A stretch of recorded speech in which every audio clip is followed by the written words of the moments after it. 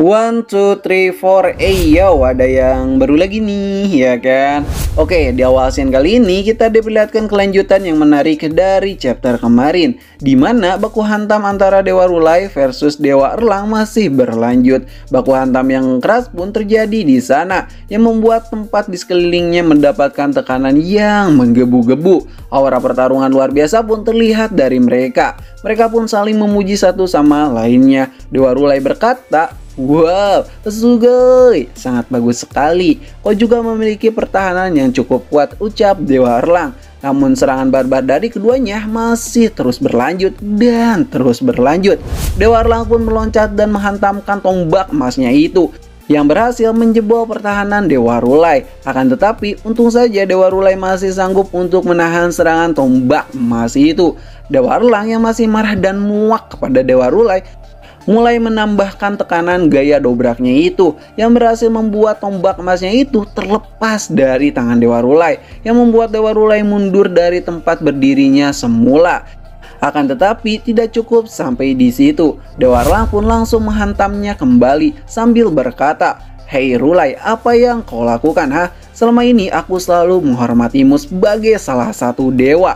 Tapi kenapa kau berani-beraninya membunuh Xionshen di depan mataku?" Dewa Rulai yang diserang dengan sangat barbar dan juga brutalnya masih bisa santai serta rileks untuk menghindari serangan kemarahan Dewa Erlang itu.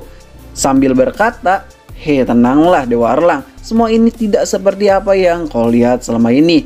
Dan aku juga bisa menjelaskannya. Kau tahu Rulai, dia itu adalah anak didik kesayanganku," ucap Dewa Erlang.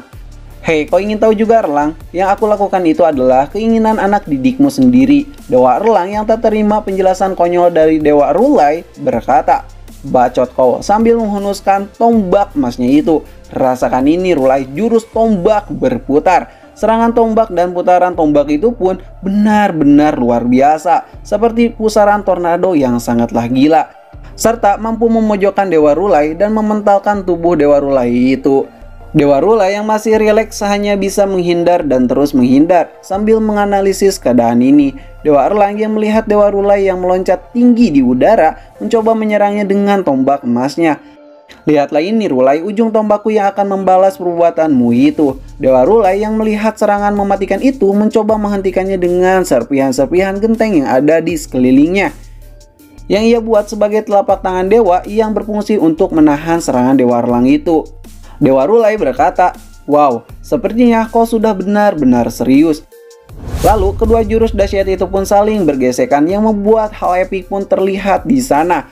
Akan tetapi lagi dan lagi amukan seorang Dewa Erlang masih mendominasi jalannya baku hantam ini, yang mampu menghancurkan pertahanan tangan Dewa Rulai itu, yang membuat ledakan besar pun terjadi di depan mata mereka. Dan momen itu pun tidak disia-siakan oleh Dewa Rulai, yang tiba-tiba dengan sangat tenang sudah ada di hadapan Dewa Erlang sambil menodongkan pukulan dahsyatnya tersebut.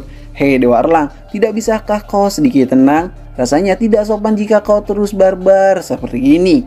Akan tetapi serangan Dewa Rulai pun berhasil dihindari oleh Dewa Erlang, yang membuat pukulan dahsyat Dewa Rulai meleset begitu saja. Dewa Erlang pun langsung mengonter balik serangan Dewa Rulai itu dengan cara berputar dan memutar tombak emasnya itu di udara, yang membuat percikan-percikan baku hantam mereka sangatlah indah di udara serta melayang begitu saja. Wah, ini sih momen yang paling epic. Dewa Erlang berkata, "Rulai, kau tahu Xionshen adalah anak didikku. Dia berjanji akan terus berjuang bersamaku sampai suatu hari nanti dia akan mati di tengah-tengah medan perang. Tapi kenapa dia mati seperti ini? Aku jelas-jelas tidak menerimanya." "Hei Dewa Erlang, sejujurnya aku juga sangat kecewa kepadamu. Seharusnya kau sebagai pemimpin prajurit surga, kau seharusnya tidak mudah mengamuk seperti itu. Kau bahkan tidak memakai akal sehatmu dan kau tenggelam di dalam kesedihan serta mengamuk tanpa bisa mengendalikan diri sendiri," ucap Dewa Rulai. Dewa Erlang yang sedang emosi bukannya tenang malah makin menjadi-jadi. "Banyak bacot kau Dewa Rulai. Aku tahu apa yang harus aku lakukan sekarang, dan aku tak butuh perkataan-perkataan sampah darimu. Yang kubutuhkan, kau harus membayar atas apa yang kau perbuat kepada murid kesayanganku," ucap Dewa Erlang sambil menghunuskan tombak tajamnya itu. "Hah, payah, kau sungguh payah. Baiklah, kalau begitu, karena kau tidak bisa diajak berbicara baik-baik, maka aku juga tak akan segan-segan untuk baku hantam lagi denganmu, ucap Dewa Rulai yang sudah benar-benar mengeluarkan mode seriusnya. Namun di saat baku hantam yang dahsyat akan terjadi, tiba-tiba muncullah Dewa Guan Yin di antara mereka. Ia mengatakan, "Hei kalian berdua, apa yang kalian lakukan? Ingat, ini bukanlah tempat untuk baku hantam." "Wah, kau datang tepat waktu Dewa Guan Yin," ucap Dewa Rulai.